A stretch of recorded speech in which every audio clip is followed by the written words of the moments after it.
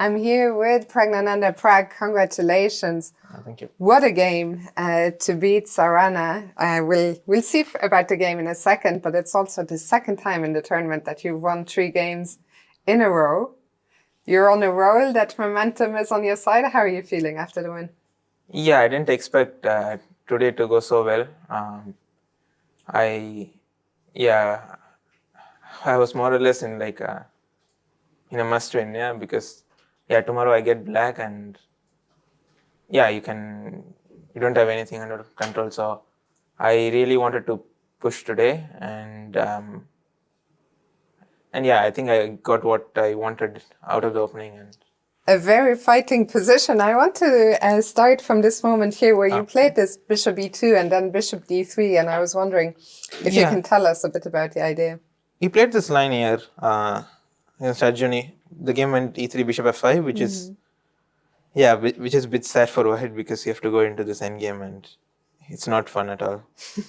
So we looked at queen c2 today, and bishop e6 is something that we missed in our prep, but I remembered some few months back I looked at this line, and here there is this idea of bishop e2. The main point is that if you go bishop d3, black can go g5, knight h5. And bishop e2, you basically wait for black to move this bishop. And after bishop d6, now you go bishop d3 because now, as it happened in the game, g5 is not very powerful. g5, knight h5 doesn't come. So that is kind of a very little point. I'm sure it is also fine, but this is one of you have to find. I think it was very impressive idea. Yeah, I didn't like his g5. I think he should have just played castle or something. But now I have these f4 ideas in the air, and I wasn't sure.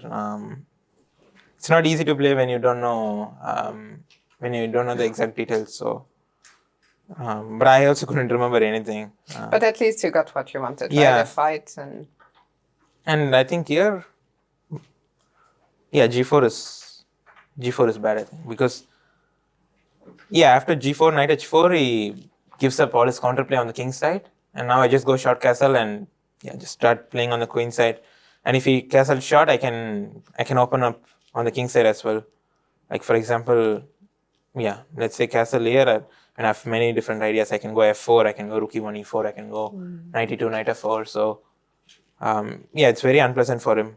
And you think all his problems started with this g5 push, and then it was hard to. Practically it's not easy to play after that, because king is always weak, and you know where to put the king. I mean, I'm not sure if I played correctly here, but all these moves. It looked pretty convincing, I think. Yeah, it looked pretty natural, and I couldn't make sacrifices work here. Not yet. Yeah, and maybe you should have played something else, I don't know, king a8 and. King a8 was actually the only move to survive. Yeah, and looks quite bad for him. To be honest, I didn't realize for some time that knight a6 is so strong. I was thinking to play some knight a4 or rook c2 something, and then I decided to spend 2 minutes on it, and then I realized it's actually just totally winning. What went through your mind when you realized actually knight a6 just wins? I was kind of surprised because at this point I was actually expecting to play a long game, and then I realized knight a6, isn't it just winning? And then it's just over. Because the main point is I have this knight f5 idea, and suddenly my knight out of nowhere just gets into the game. Okay, the game is not yet. Let's show the end of the game. It was beautiful, right? Yeah, knight f5, queen d8. I spotted the line from here. I'm sure there is a bunch of ways here, but I think what I found was kind of cleaner, because a6, and it's sort of similar if he goes rook c7, because I do the same thing. But he went rook a7 in the game, and queen b5. Knight d6. It's nice from him to allow this. Is it a special feeling to get to play a move like queen b7? Yeah, for sure. Would you say this is your favorite game of this tournament, or? Yeah, so far, I think, yes.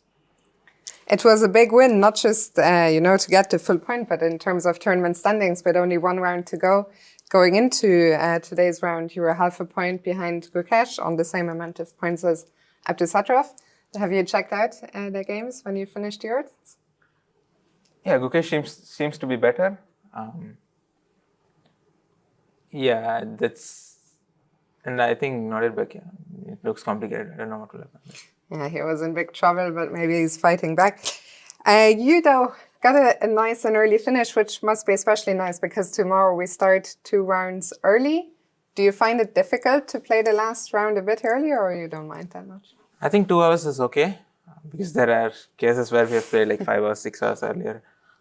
So in that way, 2 hours is fine.